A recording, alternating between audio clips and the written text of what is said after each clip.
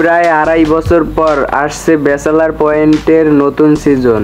দর্শকদের দীর্ঘদিনের অপেক্ষার অবসর ঘটিয়ে বুধবার বিকেলে নাটকটির প্রথম পোস্টার প্রকাশ করেছেন কাজল আরফিন অমি।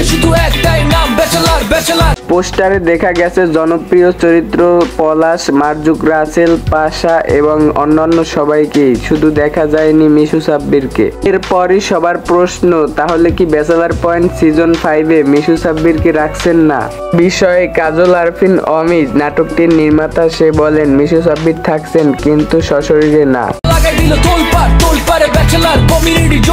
বরাবরের মতো এবারও সিজন 5-এর পোস্টারে দেখা গেছেন একটা ভূতের ছবি দেওয়া আছে, কিন্তু ওটার রহস্য এখনো ক্লিয়ার করেননি রায়হান রাফি। অন্যদিকে সাশি আলমকে বিদেশ পাঠাচ্ছে কেন নাটকটির নির্মাতা? বললাম তুমি নাকি ব্যাচেলার পয়েন্টের সিজন 5-এ মোরে বিদেশ পাঠাইয়া দেবা।